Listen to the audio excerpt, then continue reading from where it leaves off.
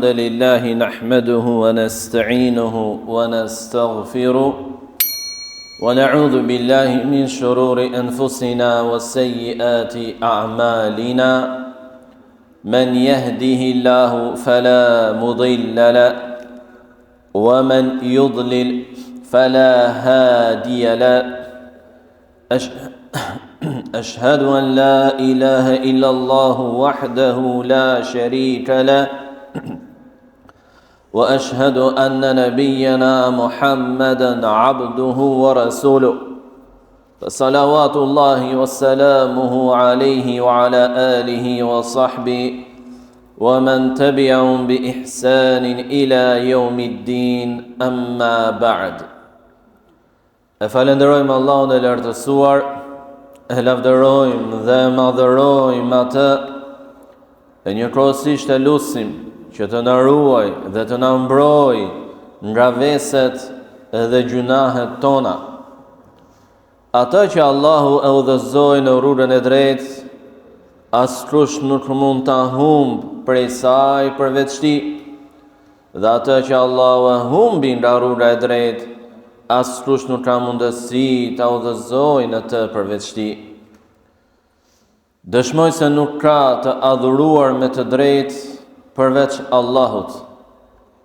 Pra njerëzit, apo shumë për njerëzve adhurojnë krijesat nga më të ndryshmet, por ai i cili meriton me të vërtet, me merit, me të drejtë, të gjitha adhurimet dhe përgjërimet e robërve është vetëm Allahu i lartësuar, i cili nuk ka birë dhe as bashorte, nuk ka nevojë për dikën që ta ndihmojë dhe nuk ka nevojë për dikën me të cilin të ndaj pushtetin e tij, por ai është i përsosur dhe i përkryer.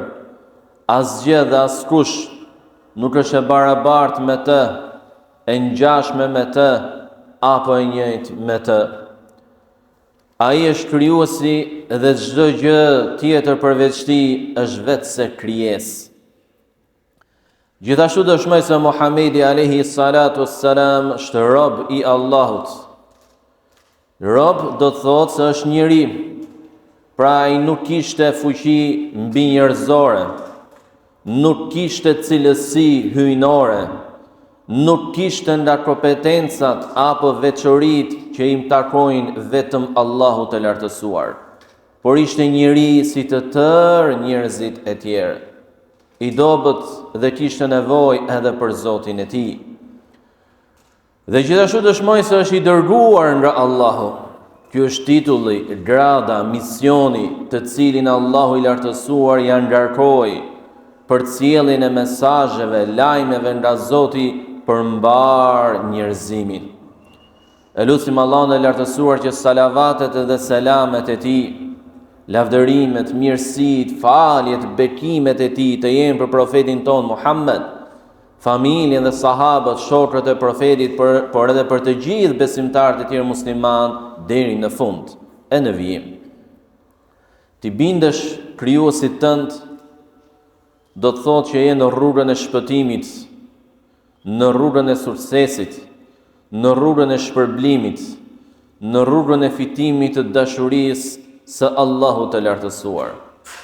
E në anën tjetër ta kundërshtosh atë, të largohesh nga udhëzimi i tij, ti kthesh shpinën thirrjes së tij, do të thotë se je në rrugën e humbjes, në rrugën e ndëshkimit, në rrugën e dështimit, në rrugën e shejtanit.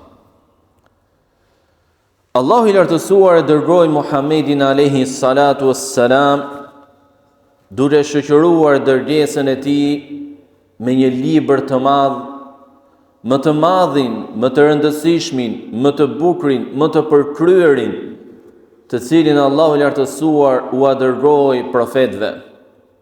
Ka pasur profetë që kanë pasur edhe libra, Teurati, Zeburi, Injili. Dhe Muhamedi alayhi salatu wassalam, Allahu i lartësuar atij i zbriti Kur'anin, i cili nga elokuenca e tij, nga standardi i lartë i gjuhës arabe, do të mahniste dhe do të ishte sfidë për të gjithë gjuhëtarët deri në kiamet. Dhe për të përsosmëri të fjalës së Allahut, Kur'anit, do të dëshmonin edhe kundërshtarët, refuzuesit, armiqt që nga koha e Muhamedit alayhis salatu wassalam e deri edhe në ditët e sotme. Dhe Allahu i lartësuar e zbriti Kur'anin ajete që pasonin njëra tjetrën, sure që pasonin njëra tjetrën, duke qenë si përgjigje dhe zgjidhje të çështjeve, problemeve që mund të lindnin, duke qenë edhe një ushqim i vazhdueshëm, i pandërprerë për shpirtin e besimtarit, edhe duke qenë një mënyrë më e lehtë për të mësuar dhe për të kuptuar Kur'ani. Kur'ani është litari i Allahut, ai që kapet pas tij nuk bie në humnerën e humbjes. Është mbrojtje nga devijimet, nga kundërshtimet, nga tentativat që të bëjnë të tjerët për të humbur nga rruga e Allahut. Ai i cili foli sipas Kur'anit gjithmonë ka thënë të vërtetën. Ai i cili gjykoi sipas ligjeve në Kur'an gjithmonë ka gjykuar drejt. Dhe ai i cili veproi sipas asaj që është në Kur'an do të shpërblehet nga Zoti bujar. Për mrekullinë, bukurinë dhe përsosmërinë e fjalës së Allahut do të dëshmonin jo vetëm njerëzit, por edhe xhinët. Siç e përmend Allahu i lartësuar këtë gjë, Qul uhiya ilayya annahu istama'a nafarun min al-jinn faqalu inna sami'na Qur'anan 'ajaba.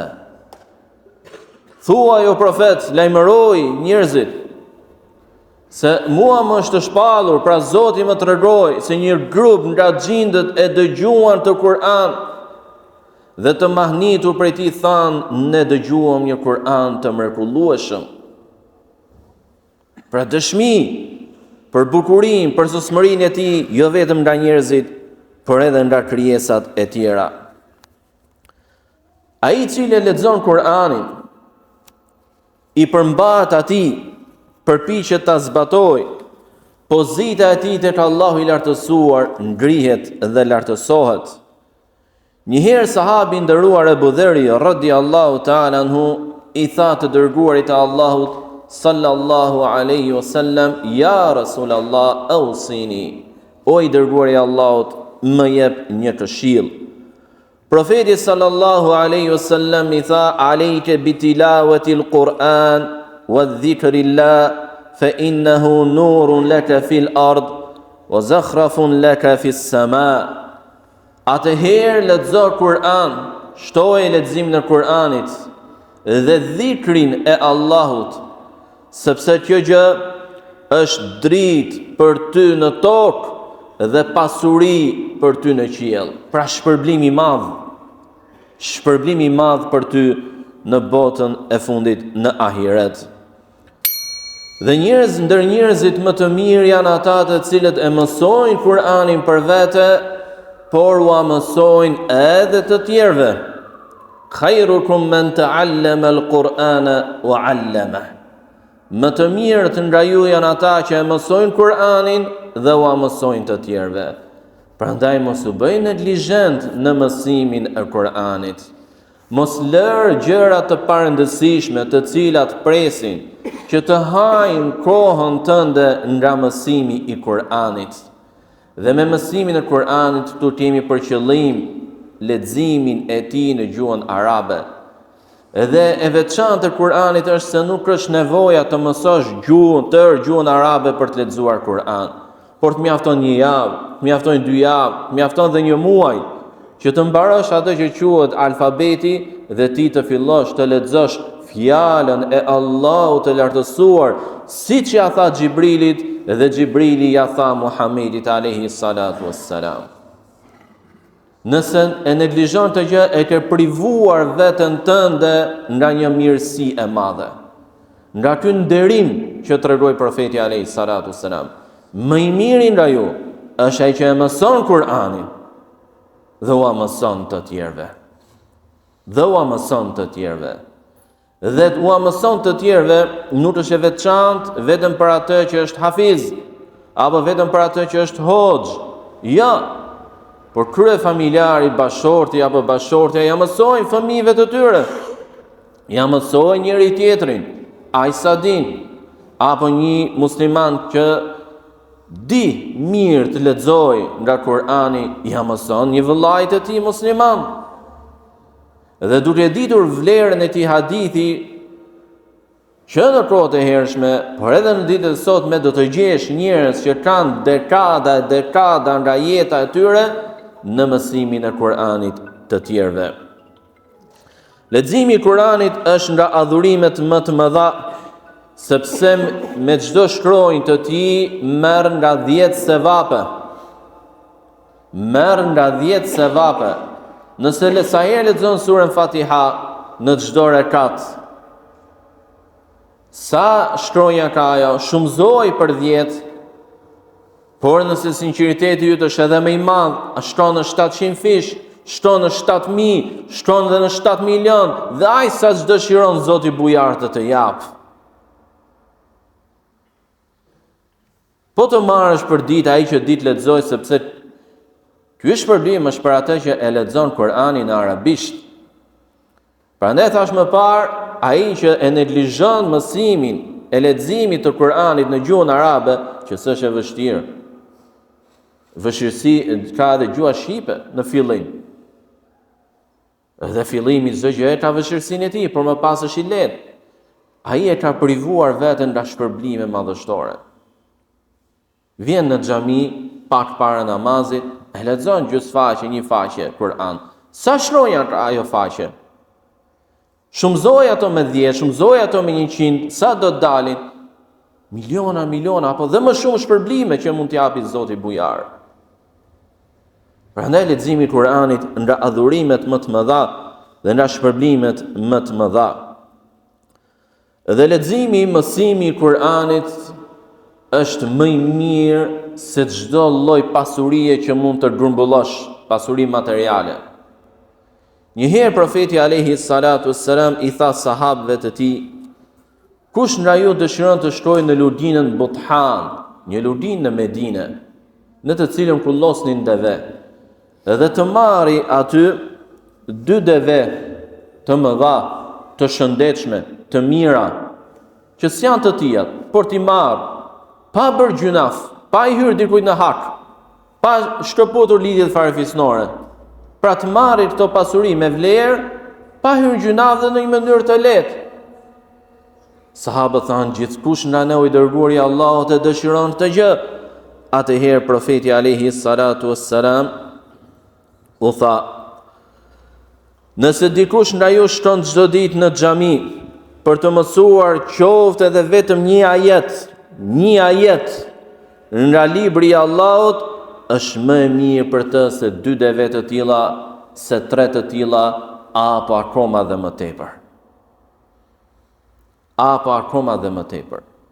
Profeti alayhi salatu wasallam nuk tha një sure, nuk tha një faqe, nuk tha një xhuz, një ajet tha, po 2, po 3. Praktikoje këtë, nisi ta praktikosh një ajet në ditë në gjuhën arabe. Dhe ka ajete që janë shumë të shkurtra, mirësi e madhe për ty, mundësi e madhe për ty për të fituar shpërblime të mëdha. Njëherë kur i dhujtarët i kërkuan profetit alayhi salatu wasalam në Mekë një mrekulli konkrete, pra në formë sfidimi ndaj profetit alayhi salatu wasalam, i thanë: ti e sheh që Mekka është rrethuar me male shkëmbore, nuk ka lëndina, nuk ka fusha pjellore, është e shkret, është e thatë. Lutë Allahun për ne që të shëshohen të male, të ketë lumenj, pra këto fusha të shkreta, të hapësira të shkreta të shndrohen në lugina. Dhe ne do të besojmë. A është e madhe kjo kërkesë? Shumë e madhe, por jo për Allahun. E megjithatë shihni përgjigjen që u dha Allahu i lartësuar atyre. Awalam yakfihim anna anzalna alayka alkitaba yutla alayhim inna fi dhalika la rahmatan wa dhikra liqaumin yu'minun. A nuk u mjafton atyre si mrekulli që ne të kemi zbritur ty në një libër ajetet e të cilit lexohen, vërtet në të ka mëshirë, por ka dhe përkujtim për ata që besojnë. Për ata kërkuan diçka shumë të madhe, ndryshimin gjeografik të zonës ku ishin, të relievit ku ishin, të habitatit ku ishin, nga një zonë e shkretë në një zonë e gjelbëruar, pjellore, me lumenjë e tjerë. Dhe kjo është e madhe. Por Allahu i lartësuar u tregoi dhe u kujtoi se Kur'ani është akoma dhe më i madh. Zbritja e Kur'anit, përmbajtja e tij, ajetet e tij, mesazhet e tij janë akoma dhe më të mëdha. Sepse Allahu me Kur'anin ngjall zemrat e vdekura. Hap sytë e verbër, shëron veshët e shurdhër. Dhe në një ajet tjetër Allahu i lartësuar thot: "O law anna Qur'anan suyirat bihi al-jibal aw qutti'at bihi al-ard aw kullima bihi al-mauta bal lillahi al-amru jami'a." Nëse do të kishte ndonjë Kur'an prej të cilit malet do të rrafshoheshin, të krijesa shkëmbore, toka do të çahej, të vdekurit do të dilnin nga varri dhe do të flisnin, është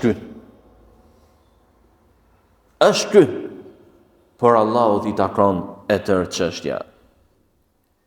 أقول قولي هذا وأستغفر الله لي ولكم ولسائر المؤمنين من كل ذنب فاستغفروا إنه هو الغفور الرحيم.